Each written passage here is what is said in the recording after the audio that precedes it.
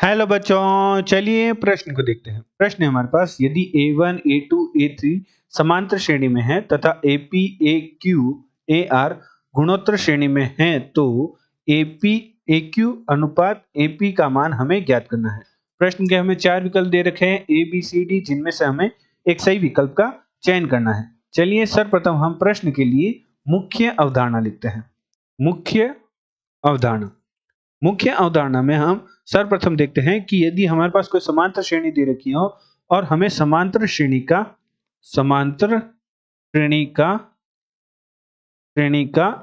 nवा पद ज्ञात करना हो।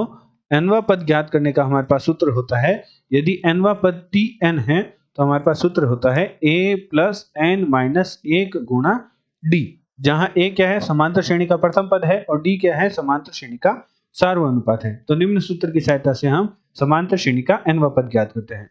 यदि a, b और c गुणोत्तर श्रेणी में है, यदि a, b, c गुणोत्तर श्रेणी में है तो इनका सार्वनुपात अर्थात b बटा a बराबर होगा c बटा b के।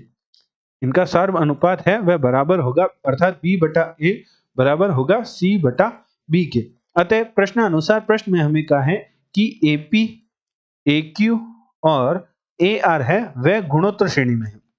हमें गुणोत्तर श्रेणी में दे रखे हैं, अतः इनका सार्वनुपात क्या होगा, बराबर होगा। तो हम लिखते हैं कि AQ बटा AP है वह बराबर होगा AR बटा AQ के।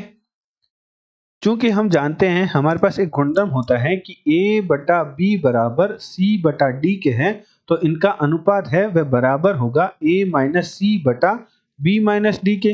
तो निम्न गुणधर्म की सहायता से हल करते हैं तो हम लिख सकते हैं कि AQ बटा AP बराबर होगा AR बटा AQ बराबर होगा AQ माइनस AR बटा AP माइनस AQ के।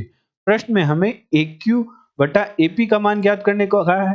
प्रश्न में हमें AQ बटा AP का मान ज्ञात करने को कहा है, तो हम प्रथम और तृतीय पद लिख लेते हैं।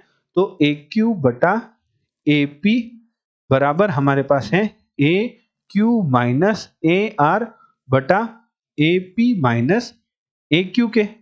तो चूंकि हम जानते हैं कि जो AQ है वह समांतर श्रेणी का Qवा पद है, अर्थात AQ है वह बराबर है A प्लस हमारे पास समांतर श्रेणी का प्रथम पद है A1। प्रश्न में हमें समांतर श्रेणी दे रखी है जिसका प्रथम पद है A1 और Q माइनस 1 गुणा D, ये हमारे पास सार्वंतर है।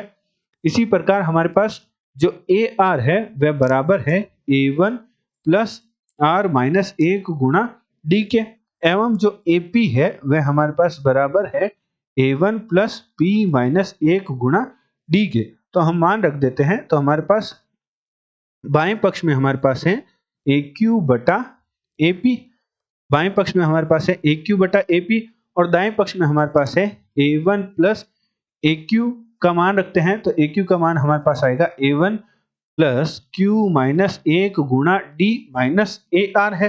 तो AR का मान रखेंगे तो हमारे पास A1 प्लस R माइनस 1 गुणा D।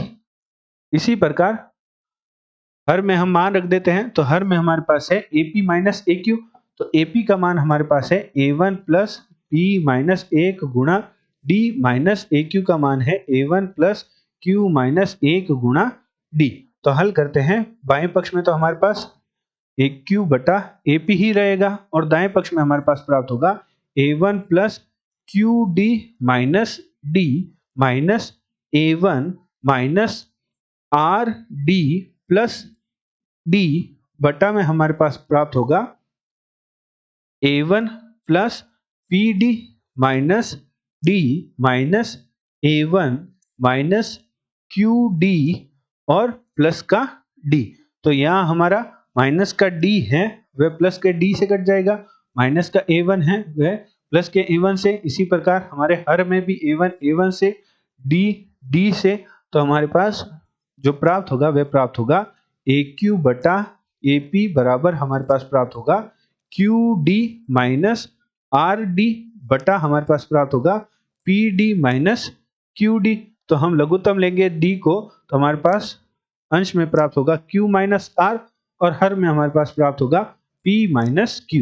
तो हमारे पास जो AP बटा AQ का अनुपात है वह प्राप्त हो रहा है Q माइनस R बटा P माइनस Q। तो चलिए प्रश्न के विकल्प देखते हैं। तो हमारे प्रश्न के विकल्प में Q माइनस R और Q माइनस P कहीं नहीं प्राप्त हो रहा। तो यदि हम माइनस उभयनिष्ठ लेकर लिखें तो हमारे पास AQ बटा AP, यदि हम माइनस को बाहर निकाल कर लिखें तो माइनस R माइनस Q बटा हमारे पास आ जाएगा माइनस Q माइनस P। तो माइनस से माइनस कट जाएगा। अब हम विकल्प देखते हैं तो हमारे पास अब विकल्प बन रहा है R माइनस, हमारे पास प्राप्त हो रहा है R माइनस Q और Q माइनस P।